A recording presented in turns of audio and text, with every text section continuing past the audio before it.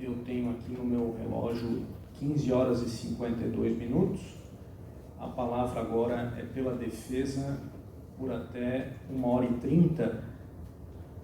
À vontade, doutor. Perfeitamente, excelência, muito obrigado. Excelentíssimo senhor Dr. Márcio, então, aproveito para iniciar minhas saudações, agradecendo pela elegância, pela graciosidade com que vem conduzindo os trabalhos nessa data.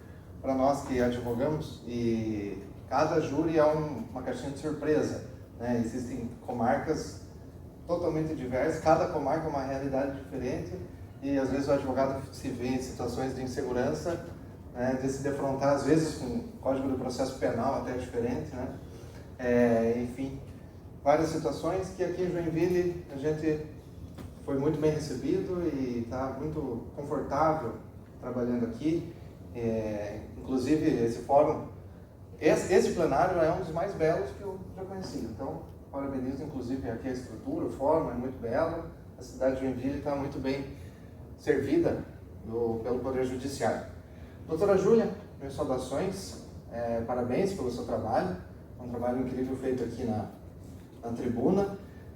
Nós teremos que divergir de Vossa Excelência naturalmente, porém as divergências fazem parte do jogo processual e em momento algum nas alegações da defesa, quando apontarmos eventuais erros, falhas ou omissões do trabalho dos órgãos persecutórios, a defesa em momento algum tenta descredibilizar o trabalho realizado pelo Ministério Público, que sabemos que é indispensável, representa a sociedade, né? Então, em momento algum será acusada má fé, esse tipo de coisa. Não é do nosso feitio trabalhar com esse tipo de alegações. Estendo minhas saudações aos serventuários aqui presentes, né? Tanto assistentes da promotoria, assistentes do fórum, que possibilitam que tudo isso possa ocorrer. Minhas saudações também aos policiais militares que fazem a nossa segurança aqui na data de hoje. É sempre uma imensa satisfação estarmos protegidos pelo braço forte da Polícia Militar, que possibilita tanto a sociedade inteira que esteja segura. Cumprimento também os agentes penitenciários aqui presentes, que vêm da penitenciária, estão lá na lida diária, né, com os detentos. Nós sabemos que a função exercida por Vossas Excelências é extremamente árdua, e não sei exatamente como é aqui em Santa Catarina, mas pelo menos no Paraná, o contingente dos agentes penitenciários é reduzidíssimo. Então existe um déficit tremendo de agentes para efetuar a segurança, inclusive a própria integridade física dos detentos, e isso no nosso estado, acredito que no Brasil inteiro é uma situação extremamente delicada, né? Inclusive o próprio Supremo Tribunal Federal já reconheceu algumas vezes a situação de estado inconstitucional de coisas com relação aos nossos presídios, então sabemos que são verdadeiros heróis aí na guarnição.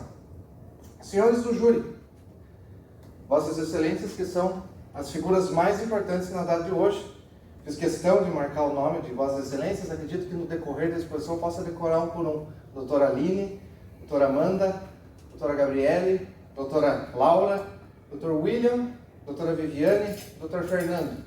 Hoje a decisão vem de vocês. Nós temos aqui um magistrado togado, mas a função exercida hoje por Vossas Excelências é mais importante até do que a do magistrado togado. Ele não decide. Ele vai decidir de acordo com a decisão de Vossas Excelências.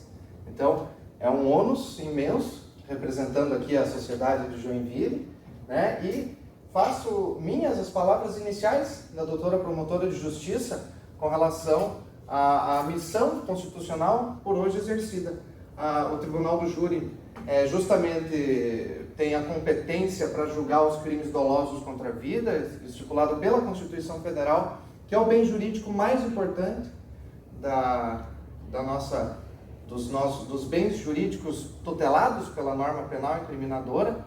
E dos principais propósitos do legislador, eu usaria até a expressão teleologia. Teleologia significa o escopo da norma, a finalidade da norma, a intenção do legislador ao estatuir determinada previsão legal. E a teleologia do Tribunal do Júri, uma das suas principais teleologias é justamente possibilitar que o cidadão acusado de praticar o crime mais grave do Código Penal seja julgado pelos seus pares. Então, todos os crimes são julgados por um juiz togado, porém, o crime doloso contra a vida é julgado por pessoas comuns, no sentido de que não foram aprovadas em concurso público e não tiveram um treinamento específico para fazer esse julgamento. Mas essas pessoas estão muito mais próximas da realidade social e têm muito mais, portanto, capacidade de compreender as circunstâncias da vida humana para fazer esse julgamento. Essa é a intenção do nosso Constituinte e é uma competência do Tribunal do Júri que é insuprimível. É uma cláusula pétrea da Constituição. Então, no Estado brasileiro, sempre os crimes dolosos contra a vida serão julgados pelo Tribunal do Júri. Então, meus parabéns por esse serviço extremamente relevante que hoje Vossas Excelências prestam.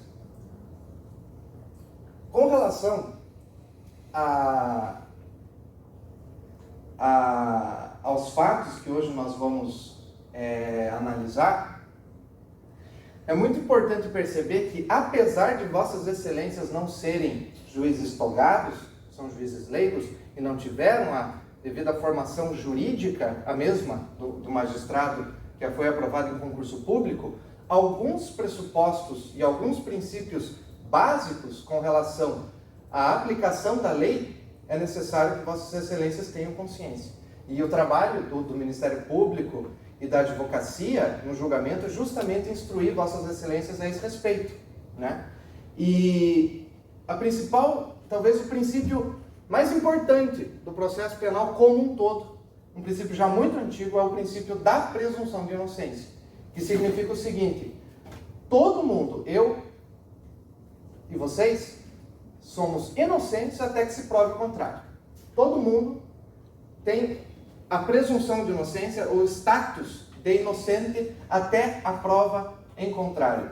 Não é como em situações não civilizadas, em situações de barbárie, em que o indivíduo basta ser acusado para que se presuma a sua culpa. E aí ele tem que correr atrás de provar a sua inocência. Não é assim que funciona.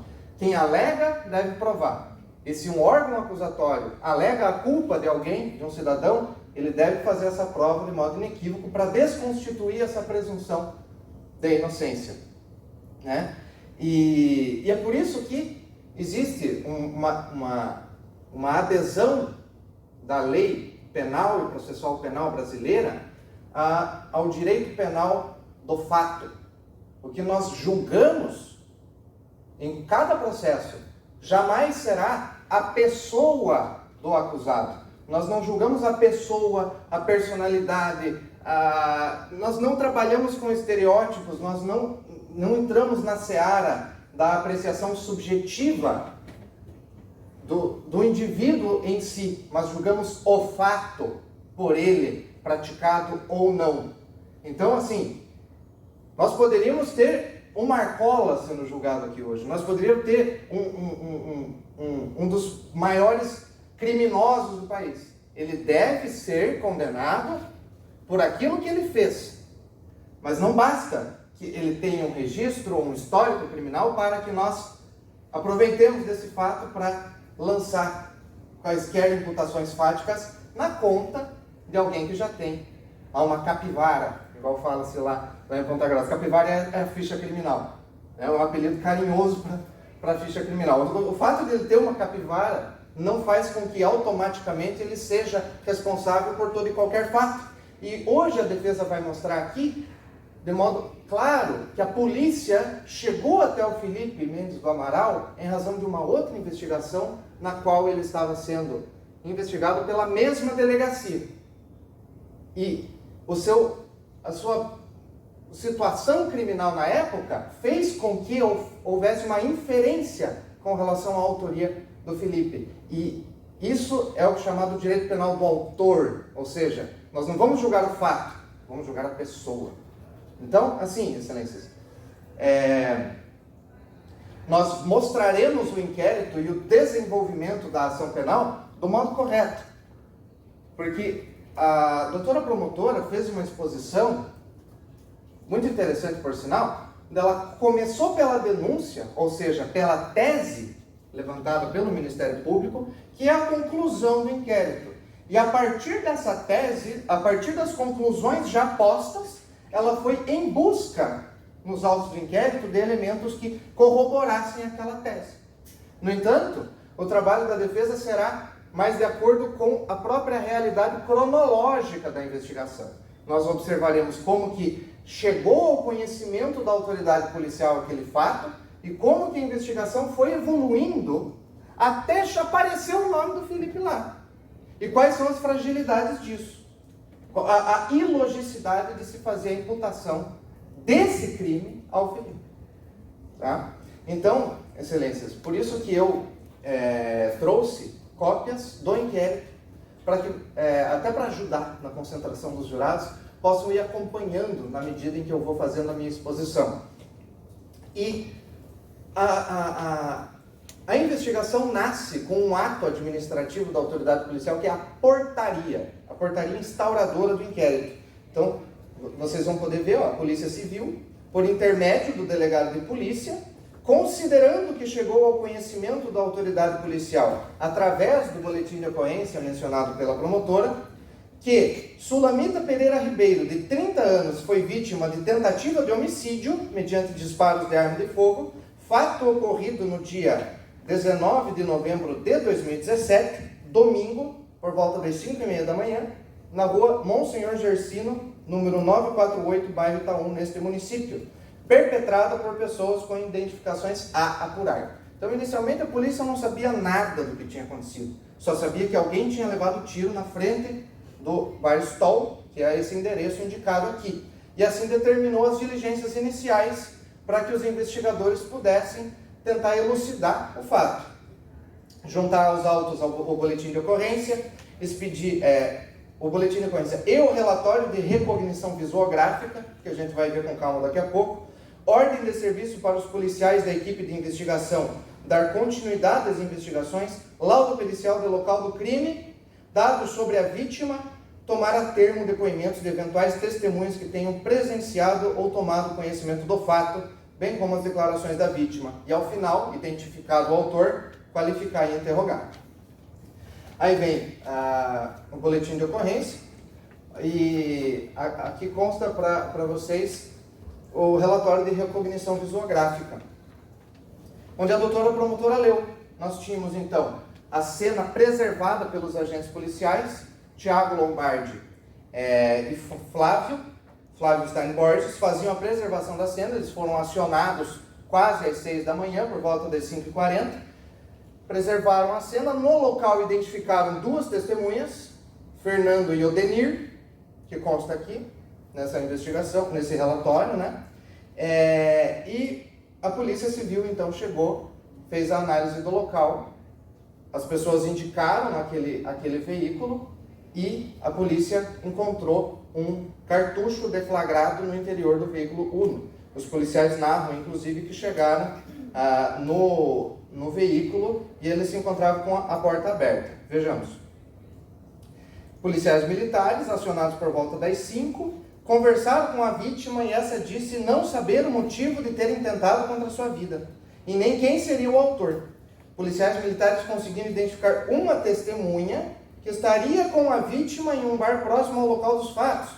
Mas quando nós chegamos ao local, essa testemunha já havia dirigido-se para sua residência. Trata-se de Fernando Lima de Souza.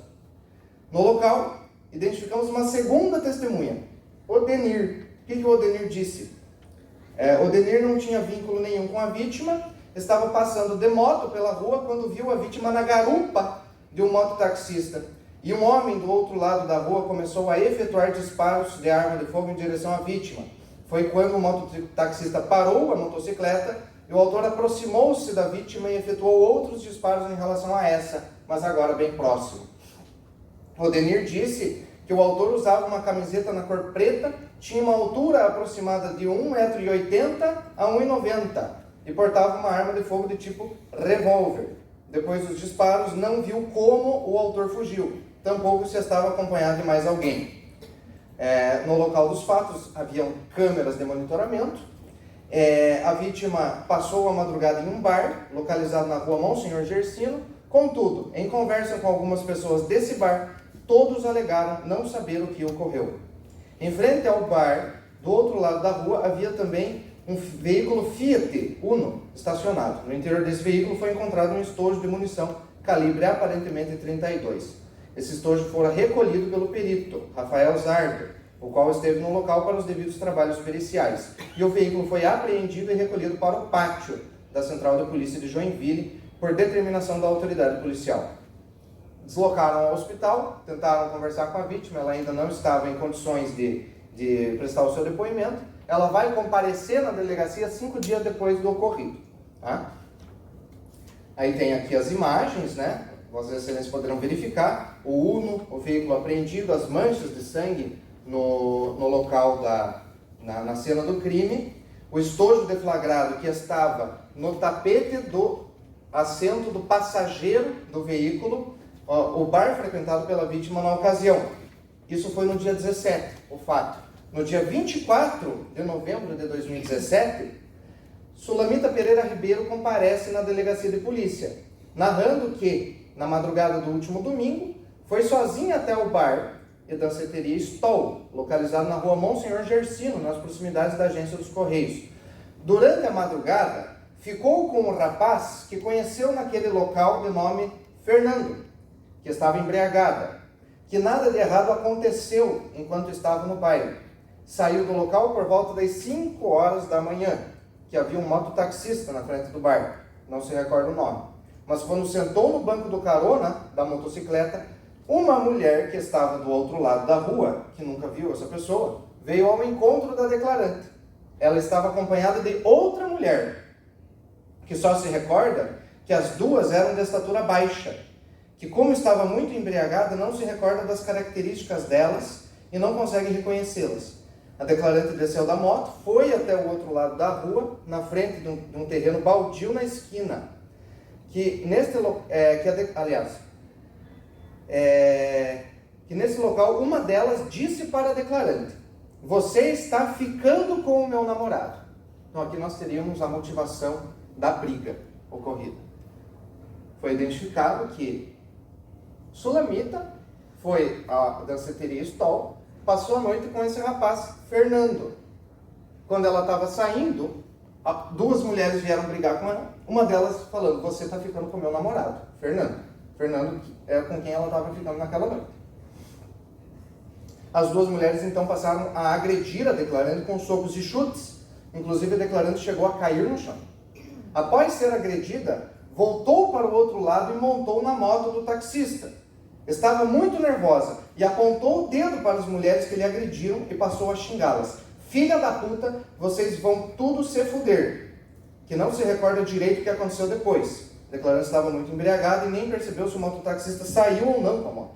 De repente, se recorda apenas de um rapaz que veio em sua direção e disparou uma arma de fogo várias vezes. Não se recorda de um segundo rapaz. Inclusive, não se lembra de ter sido agredida com um tapa no rosto por um homem antes dos disparos.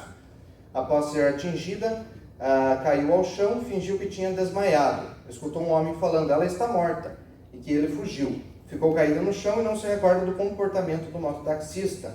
Se recorda apenas que foi socorrida pelo rapaz que tinha ficado no baile de nome Fernando. Depois foi encaminhado ao hospital, onde permaneceu internado até a data de ontem. Que, na data de ontem, quando chegou em sua casa, Fernando foi lhe visitar juntamente a um rapaz que conhece do bairro Fátima, mas não sabe onde ele mora e nem endereço, apenas o apelido de Cadu. Que eles perguntaram ao declarante se recordava do que havia acontecido, o que respondeu que não. Fernando não lhe disse o que aconteceu, apenas que duas mulheres tinham lhe chamado para conversar. Ele não disse se conhecia elas e não disseram mais nada. Reconheceu por fotografia o próprio Fernando. O rapaz, Fernando, senhores do júri, a primeira diligência, na opinião da defesa, e talvez uma lógica elementar, seria investigar a própria vida amorosa do Fernando e descobrir quem que era a namorada dele, que poderia ter ocasionado a briga com a Sulamita por motivos de ciúmes. E assim traçar o o entorno sociográfico da moça que estava lá e, quiçá, chegar ao autor dos disparos. Mas vamos ver como é que continuou isso. Até então nós temos o seguinte: uma pessoa baleada na frente da danceteria Stoll, o depoimento da vítima, duas testemunhas que estavam no local, Fernando e Odenir.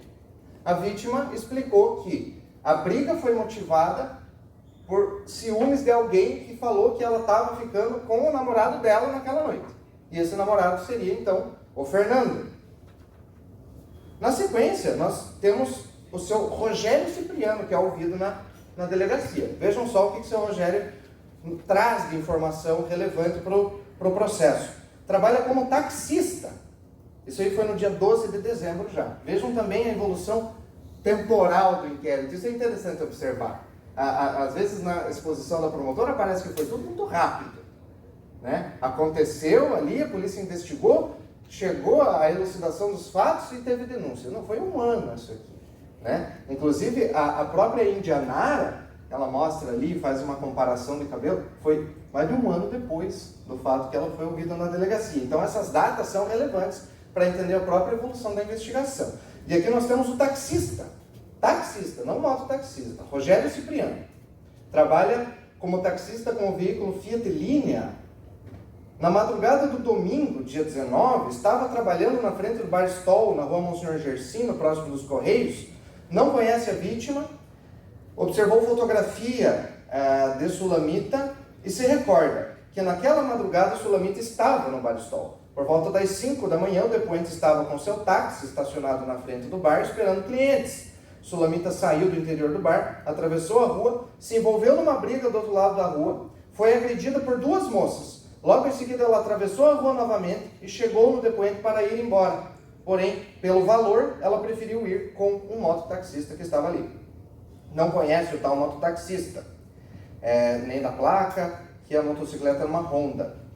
A motocicleta saiu com a vítima, aliás, que logo que a motocicleta saiu com a vítima, dois rapazes correram em direção à motocicleta e pediram para o mototaxista parar. Esclarece que não viu detalhes do que aconteceu, apenas escutou tiros e a vítima cair no chão. Que o mototaxista foi embora e a vítima ficou no local. Que uma daquelas moças que tinham brigado com a vítima na calçada, antes dos tiros, veio até o táxi do depoente e solicitou uma corrida, que levou essa moça, que se identificou com o nome de Grace.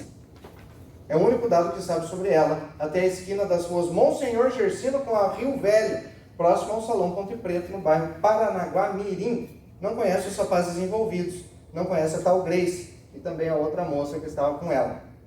Senhores, aqui a gente já tem algumas informações novas e diferentes. Nós já identificamos uma das mulheres que brigou com a Sulamita na noite dos fatos. O nome dela é Grace. Nós temos aqui o endereço dela. É um canal de investigação. Na sequência, nós temos lá o laudo pericial do veículo, o automóvel verifica-se a integridade do chassi dele, enfim. Realmente é feita a análise pericial do projétil, da arma de fogo. O projétil, o estojo encontrado no interior do veículo Fiat Uno e o projétil extraído da perna da vítima são coincidentes. Isso é fato. Calibre .32, é do mesmo calibre.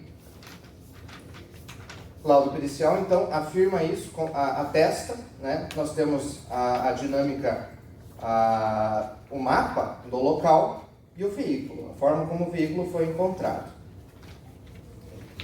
Após essas diligências, já no dia 17 de abril de 2018, então, vocês podem avançar nessa parte, nós saímos então de novembro, onde o fato aconteceu, em dezembro foi ouvido o Rogério Cipriano, e em abril do ano seguinte, Tiago Lombardi da Silva, que é o policial, vem prestar o seu depoimento.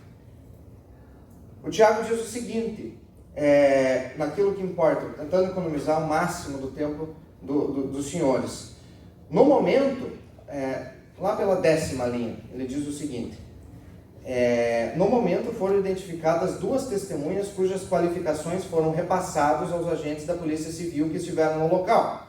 O que puderam apurar através dessas testemunhas foi que a vítima fora atingida por alguém que estaria numa moto. Então as pessoas ouvidas pelos policiais militares em loco, e eu estou falando agora, senhores, das testemunhas oculares. O que elas viram efetivamente? O autor dos disparos fugiu de moto. Alguém que estava numa moto. Essa informação também não foi trazida aos senhores. Em frente ao local dos fatos, distante de 50 metros, e do outro lado da rua, as testemunhas apontaram um veículo Fiat Uno, dizendo que o autor dos disparos estaria, atenção, conversando com um pessoal que estaria naquele veículo e após os tiros teriam se dispersado e abandonado o carro.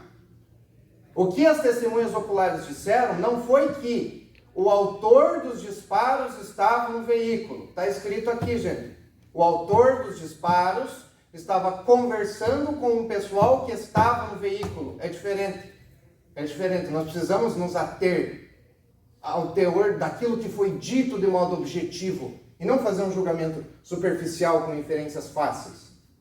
Sob o tapete do banco, encontraram tal veículo fechado, mas com as portas apenas encostadas. Aqui os policiais confirmam, então, o que foi dito hoje pelo Felipe. Isso aconteceu porque o carro não tinha problema na porta, né? Sob o tapete do banco do carona foi encontrado um estojo. O bar já estava fechado, ninguém se manifestou como proprietário daquele carro. Os testemunhos apenas relataram os fatos acima narrados, não fornecendo qualquer detalhe.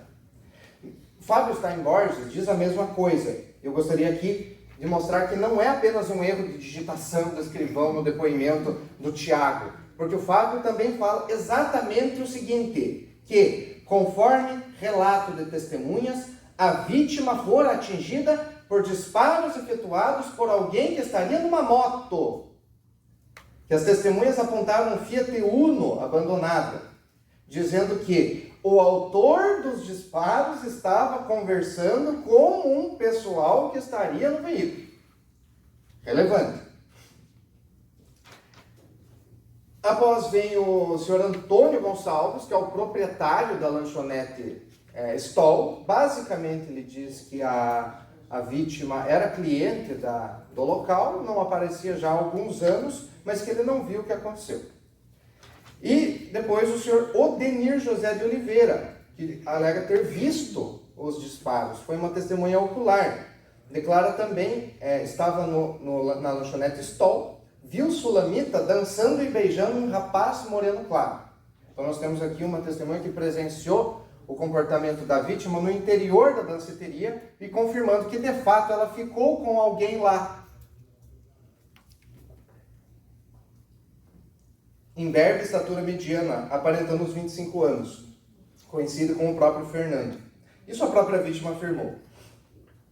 Em dado momento, a mulher saiu sozinha da lanchonete. Depois acabou saindo em seguida. Quando estava na porta daquele estabelecimento, notou que ela embarcava na moto. Aí o mototaxista virou sentido ao centro. O depoente viu um indivíduo correndo do estacionamento em frente à lanchonete em direção à moto. No momento em que ele passou a efetuar tiros na direção da moça. Então o mototaxista parou seu veículo no momento que o autor, já bem próximo, mirou a cabeça da moça que usava capacete. Passou a atirar. Que o mototaxista, ao ver o que estava acontecendo e a moça então já caída, saiu rapidamente do local. Não sabe quem é o mototaxista. Atenção, senhores, que após atirar na moça, o autor retornou em direção ao estacionamento e embarcou numa moto, cuja marca ou cor não lembra, fugindo sentido ao bairro. Quanto ao rapaz que estava dançando com a vítima, assim que isso aconteceu, ele saiu da lanchonete e permaneceu no local, assim como o depoente até a chegada da polícia. Pelo que entendeu, eles não se conheciam e apenas ficaram juntos na lanchonete. Não chegou a ver a vítima se envolvendo em alguma discussão. Isso aqui também. No estacionamento de onde veio o autor dos disparos havia mais pessoas. No entanto, não tenho ideia de quantos ou quem eram. Não era 4, 5 pessoas, era bastante gente. Quanto ao autor dos disparos, não ouviu de perto, mas ele aparentava ser moreno, bem magro, alto, aparentando uns 23 anos. Não sabemos se tem condições de efetuar algum reconhecimento. Não se recordava das vestes dele, apenas de que usava um boné e que a arma utilizada seria um revólver. Na sequência, quem é ouvido é o mototaxista, que vem, confirma aquela dinâmica de que houve uma briga na frente do estabelecimento, a vítima voltou, montou na moto, saiu e ele parou por causa dos disparos. Veja só, ela ia subir na moto, uma moça que estava com uma turma, ele usa essa expressão, uma moça que estava com uma turma num terreno baldio, em frente à lanchonete, a chamou, tendo a cliente atravessado a rua e ido até tal terreno, levando o capacete do declarante. Que lá viu que iniciou-se uma briga e a mulher que pedira a corrida começou a ser agredida. Como eles estavam numa turma, não conseguiu ver se a vítima estava sendo agredida por homens também ou somente por mulheres. Não sabe o motivo da briga. Assim que cessou a agressão, a vítima atravessou a rua, embarcou na moto do declarante e gritou para a turma que a havia agredido: vou mandar a turma do PGC pegar vocês, seus vagabundos. Vocês vão se foder. O declarante já estava saindo com a moto, quando dois rapazes atravessaram a rua correndo e vieram atrás da moto, onde um deles começou a atirar. Ao escutar os tiros, o declarante parou a moto. O rapaz que não estava armado deu um soco no capacete e a mulher caiu da moto, tendo o indivíduo com a arma de fogo desferido mais tiros. Antes de saírem, os dois autores mandaram o declarante sair dali, senão iria sobrar tiro para o mesmo. Afirma que eles lhe mandaram tirar o capacete da cabeça da moça. E ele, de fato, tirou o capacete e apresentou esse capacete na delegacia. Estava assustado e não ficou ali aguardando a polícia porque ficou com medo dos autores. Isso aqui é interessante porque, num primeiro momento, a polícia gostaria de denunciar também o Antônio, né? A polícia indicia o Antônio Celes e quer denunciar ele. Eles acham estranho o comportamento do seu Antônio e ele é indiciado. Então, inclusive, chama a atenção, os senhores podem conferir isso aí. Os depoimentos lidos até então eram termo de depoimento. Termo de depoimento. Quando chega a vez do Antônio, não é mais termo de depoimento, é termo de interrogatório. Por que é diferente? O termo de depoimento é a testemunha. É a pessoa que presta o compromisso legal de dizer a verdade e fala aquilo que viu. O interrogatório, como o doutor hoje mencionou ao acusado, é um ato de autodefesa, no qual o suspeito não tem a obrigação de produzir provas contra si mesmo e tem direito de permanecer em silêncio, assim como de constituir um advogado. Então, o Antônio Celes Pereira, desde aqui, desse momento, se torna investigado. A polícia desconfia do Antônio. Na sequência, então, quem comparece na delegacia, nós temos o laudo do capacete, né, confirmando ali a presença de sangue humano, inclusive na espuma do capacete. E quem surge, então, o Felipe Mendes do Amaral. Essa é a exata cronologia do inquérito. Mas eu pergunto, como assim o Felipe Mendes do Amaral? Da onde que apareceu? Por que os policiais chegaram nele? Com os elementos aqui constantes até então, nós não temos o Felipe na cena do crime. Não havia nada. Eu li o inquérito total aqui para os senhores. Nós tínhamos o veículo, mas o veículo também não estava no nome do Felipe.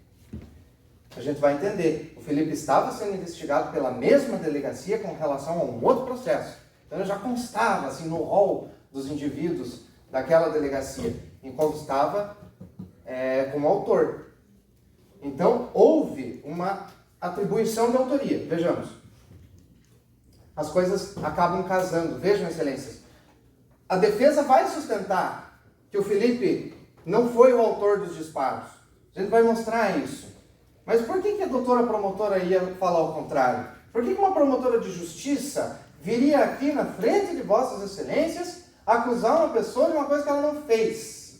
Isso não é maldade, senhores. Eu gostaria de deixar isso muito claro. É muito fácil se perder na análise dessas provas. E é muito fácil fazer essa inferência. É muito fácil, de verdade. Mas isso é o que a teoria do direito norte-americana, inclusive, chama de tunnel vision, ou visão do túnel. Visão do túnel significa o seguinte: a primeira explicação que a gente encontra para um fato, a gente entra no túnel e segue nela. E a gente descarta hipóteses análogas e deixa de investigar outras linhas explicativas.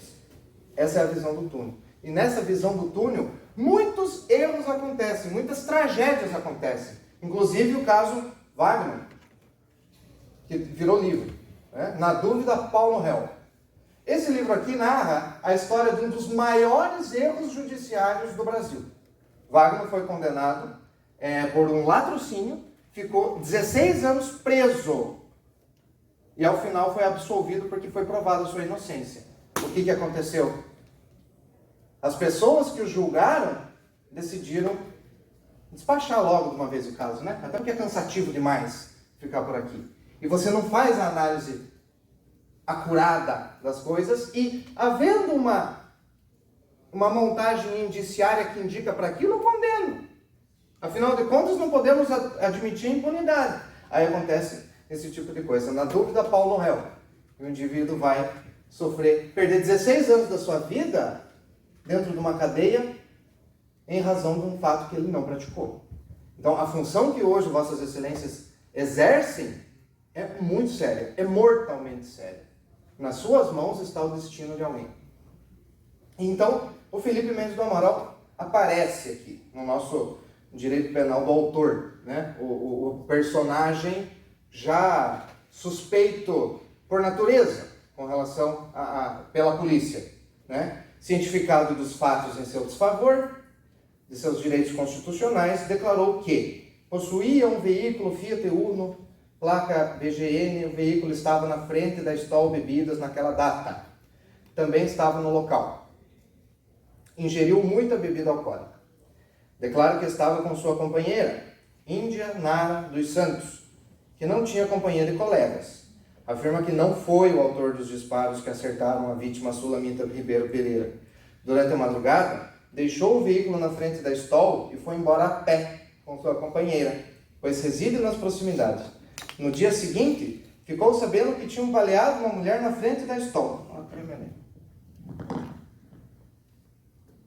Quando foi buscar o carro, né? Foi exatamente o que ele disse aqui hoje. Eu me perdi aqui, gente. Deixou o veículo na frente da Stol, foi embora a pé com sua companheira, pois reside nas proximidades. Ficou sabendo no dia seguinte que tinham baleado uma mulher na frente da Stol. Não conhece Sulamita Pereira Ribeiro, portanto não sabe dizer se foi ela a baleada.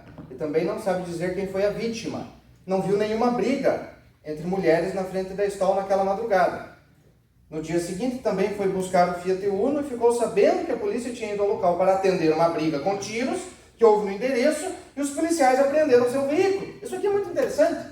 Nós vimos hoje a doutora promotora dizendo aqui, olha, o tamanho da contradição do Felipe. Eu estava inquirindo ele falou de uma briga, mas eu não tinha falado ainda da briga. Como é que ele sabia da briga? No interrogatório dele, setembro de 2018. No dia seguinte ao fato, quando ele foi buscar o carro dele, ele já ficou sabendo que teve essa briga. Ele conhece o conteúdo dos autos. Foi até minha interferência naquele momento. Doutor, ele sabe o que tem nos autos. Ele foi ouvido em 2018 a respeito disso. Qual é a grande contradição dele saber da briga? Claro que ele sabia. Ele foi cientificado desde o início. Ficou sabendo da briga com tiros que houve no endereço e os policiais apreenderam seu veículo. Desconhece que havia um estojo de munição no interior de seu veículo. Não foi atrás do veículo, pois não possuía documentos do automóvel. Era piseira. Sua companheira está residindo com sua mãe. E mais o seu primo Lucas. Lucas Mateus Mendes do Amaral.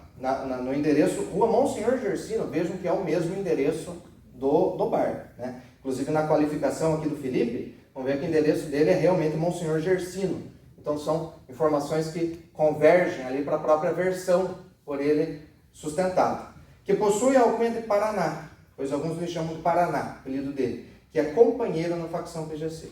Na época ele era companheiro do PGC. Foi o que ele revelou para nós hoje.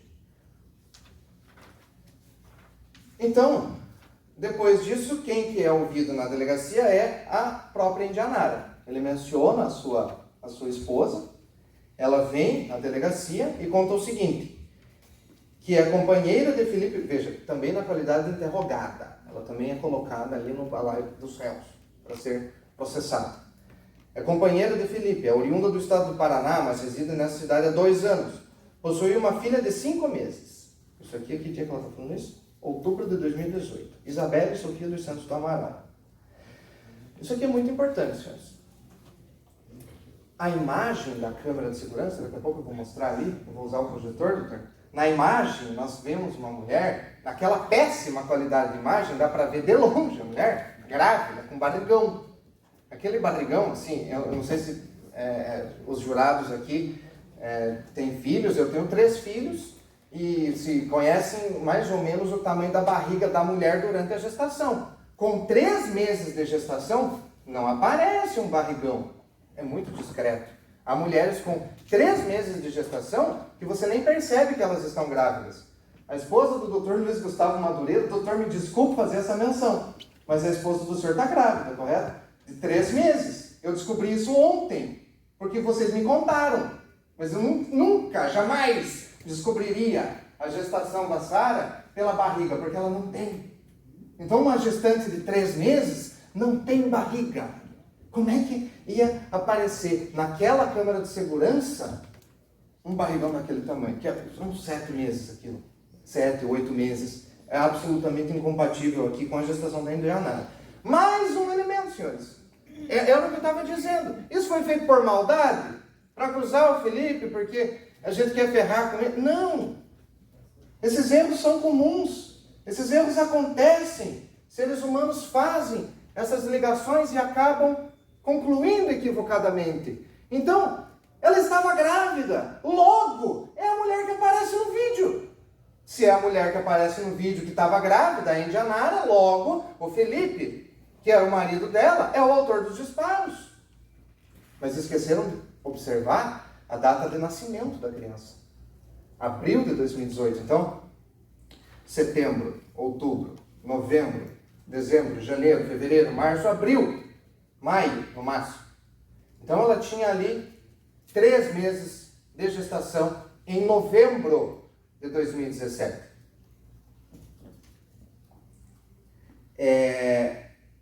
Vamos prosseguir aqui na leitura do depoimento da Indianara. Ela diz que não teve, naquela madrugada, qualquer desentendimento com qualquer pessoa e, por conseguinte, não se desentendeu com Sulamita, óbvio.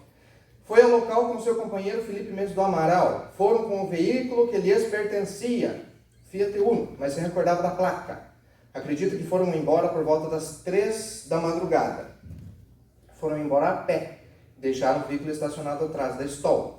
Foram a pé porque Felipe estava embriagado. E a interrogada não dirige. Além do mais, ela estava grávida.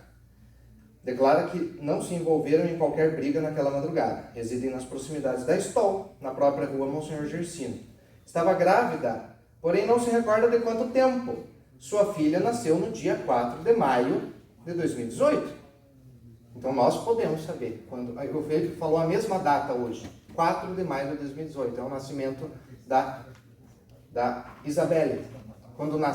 Quando aconteceram os fatos, a Indianara tinha 3 meses de gestação. No dia seguinte foram procurar o veículo e não o encontraram. Quando ficaram sabendo que o veículo havia sido guinchado. Também ficaram sabendo que tinha acontecido uma tentativa de homicídio de uma mulher naquela madrugada. Reitera que não participaram do crime. Então, assim, o relato do Felipe é confirmado pelo relato da Indianara. Ah, mas eles são companheiros, é óbvio que isso ia acontecer. Não é assim. Tem muitos processos em que nós vemos pessoas do mesmo círculo de convivência, inclusive convivência íntima, que se contradizem. Porque assim, gente, mentira tem perna curta. Uma versão mentirosa dificilmente sobrevive ao crivo do processo judicial. Né? Então, não há elementos que nos permitam presumir que essa versão é mentirosa. O carro foi deixado lá. E agora, eu até aproveito para questionar a verossimilhança da versão da doutora promotora e a verossimilhança da versão do Felipe. Verossimilhança é aquilo que parece ser verdade. Nós temos na teoria dos 4 discursos níveis do discurso que são extraídos da obra de Aristóteles. Então nós temos o discurso poético, o discurso retórico, o discurso dialético e o discurso analítico. O discurso poético trabalha no nível da possibilidade, uma história que é possível. Então, as obras de romance, a literatura que nos inspira tanto e que nos ensina tantas experiências humanas está no campo da possibilidade. São situações humanas possíveis, meramente possíveis. Do confronto das situações possíveis surge a verossimilhança. A verossimilhança é a categoria sustentada no discurso retórico, oratório. Então, tanto a doutora promotora quanto o advogado de defesa aqui se utiliza das técnicas da oratória e da retórica para sustentar a verossimilhança de algo para os jurados. E no nível da retórica, o grande definidor dessa categoria discursiva é que o interlocutor de quem faz o discurso oratório precisa tomar uma decisão. Então, o objetivo do autor do discurso oratório é convencer alguém de tomar uma determinada decisão. Hoje a doutora quer convencer Vossas Excelências de dizer que o Felipe foi o autor dos disparos. E a defesa pretende mostrar a verossimilhança da própria versão dele e o absurdo da versão sustentada pela acusação, com todo respeito. Por quê? Eu tenho uma briga onde alguém me desafia, eu sou companheiro do PGC. Vamos lá, senhores, eu tenho outro livro aqui, chama de Quem é o Comando? O desafio de governar uma prisão no Brasil. Os agentes penitenciários talvez vão gostar muito dessa leitura. O desafio de governar uma prisão no Brasil mostra, Eduardo Matos de Alencar, que é um sociólogo extremamente competente, mostra como que funciona mais ou menos a disciplina numa facção criminosa. Não só da facção, como de todas aquelas situações que ocorrem no interior dos presídios, em que detentos exercem posições de alguma autoridade com relação aos outros para preservar a própria existência daquilo ali. Né? Então, as facções têm essa presença intensa nas prisões. Esse ano nós tivemos uma declaração da ministra Carmen Lúcia que me deixou chocado, Excelência. Ela falou que não sabia, ela ficou pasma ao descobrir que os presos eram divididos nas galerias, nos presídios, por facções. Eu fiquei pasmo com a declaração dela, porque a ministra Carmen Lúcia foi presidente do CNJ. Como é que ela não sabe uma coisa dessa, assim, com todo respeito? É uma coisa que é até de conhecimento comum de quem milita na área, diariamente. E a disciplina imposta pelas facções criminosas, ela é rigorosa. É por isso que chama crime organizado. O crime deles está enquadrado na lei dos crimes de organizações criminosas. E o indivíduo envolvido com determinada facção não pode tomar, o que hoje o Felipe mencionou aqui, uma atitude isolada.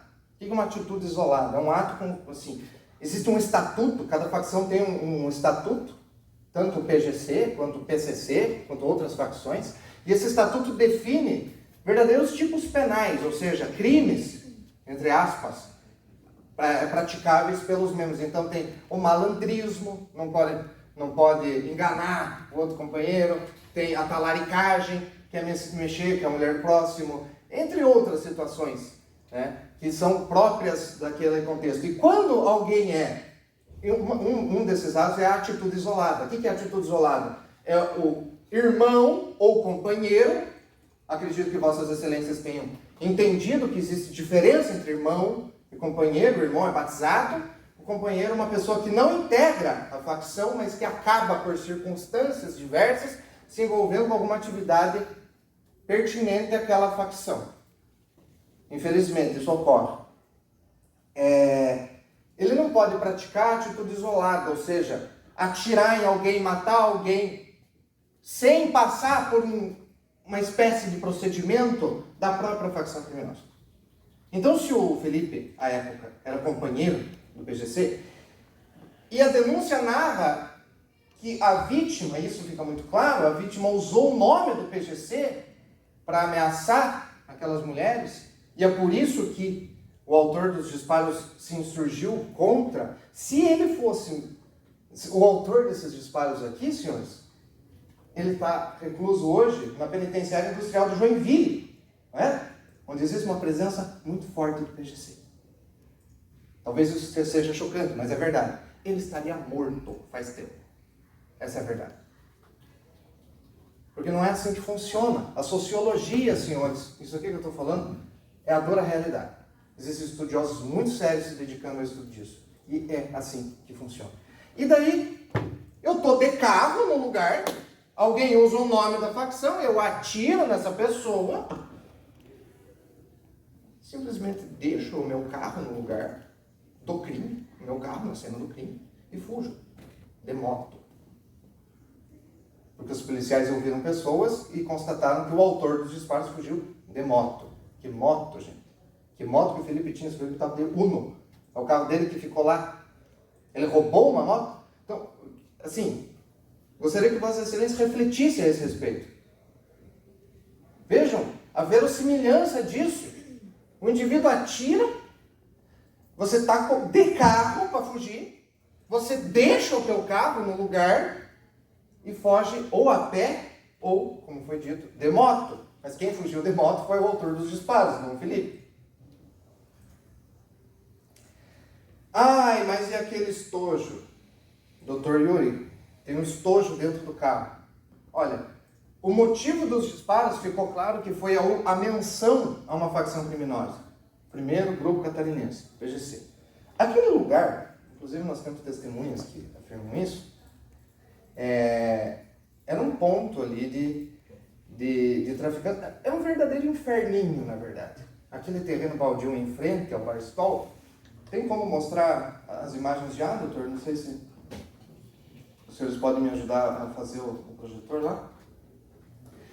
Aquele lugar tinha muita gente. Nas câmeras de segurança, numa outra imagem, que não foi a que a doutora mostrou hoje, dá para ver a quantidade de veículos e de pessoas que tinha naquele terreno baldio. Não era assim, o Felipe ali, com a Indianara, mais alguém. Não, era um ponto, era um local onde ocorria o consumo de bebidas alcoólicas e, infelizmente, também de drogas. E havia muitas pessoas ali.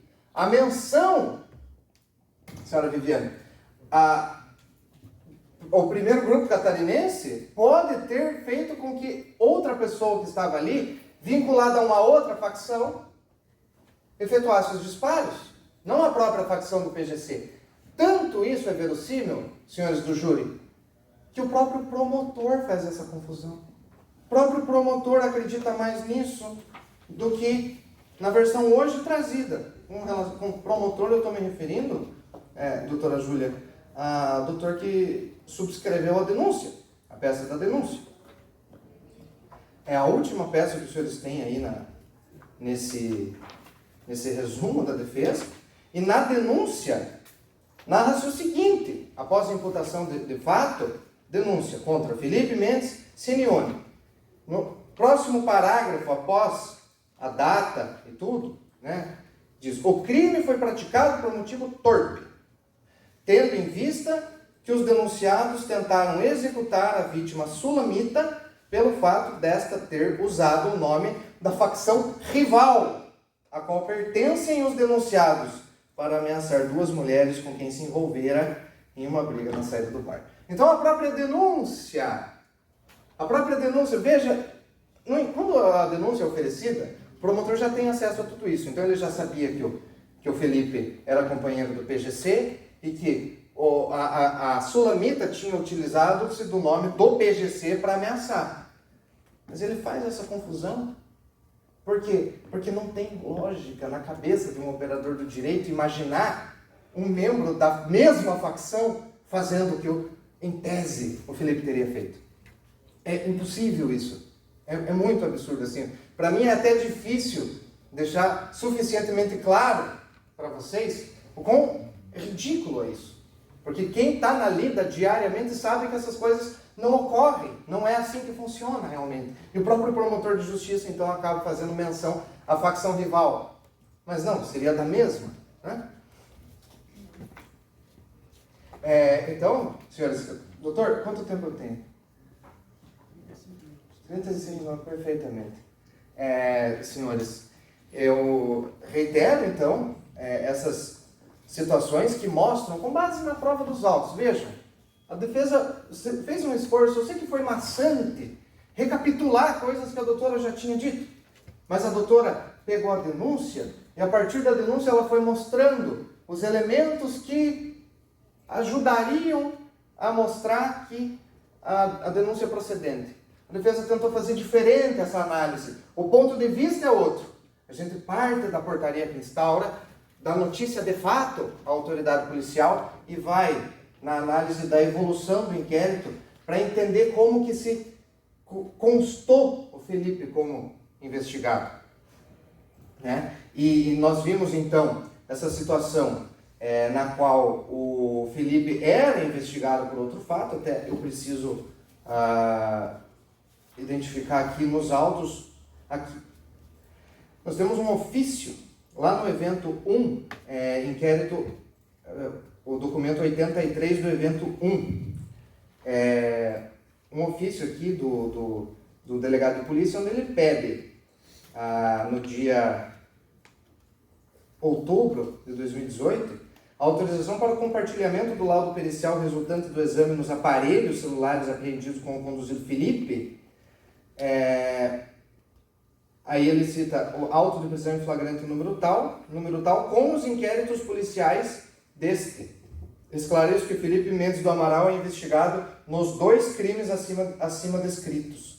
Né? Então essa situação na qual o Felipe vinha sendo investigado já por uma outra situação, da qual inclusive ele foi absolvido nesse mesmo plenário, ele foi acusado de um outro homicídio, em razão também desse envolvimento com o primeiro grupo catarinense, foi uma tentativa de resgate de preso, em que colocaram a pessoa dele como partícipe daquele crime, mas ele não tinha participado do crime.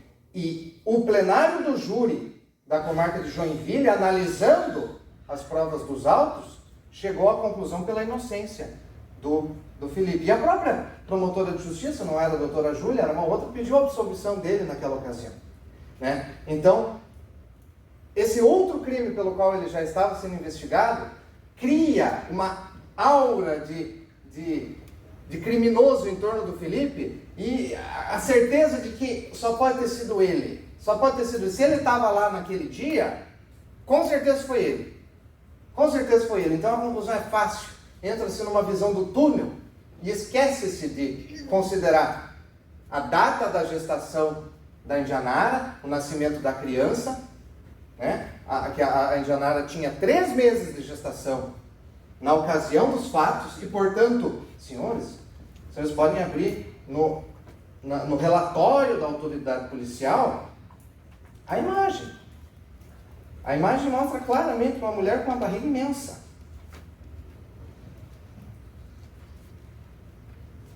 Podem verificar por si mesmos. Levarão à sala secreta esse resuminho. Uma barriga, claramente um barrigão de 7 meses. Não pode ser 3 meses de gestação. Então, assim, já de cara, senhores, assim, de modo objetivo, a gente descarta a presença da Indianara como sendo essa pessoa aqui indicada. E mais, a própria ação do Felipe. As testemunhas falam que o autor fugiu de moto, o Odemir. E as testemunhas que foram ouvidas pelos policiais no local e que não puderam ser identificadas, afirmam que o autor dos fatos fugiu de moto. Os policiais militares testemunharam isso. O autor dos disparos estava numa moto e fugiu de moto.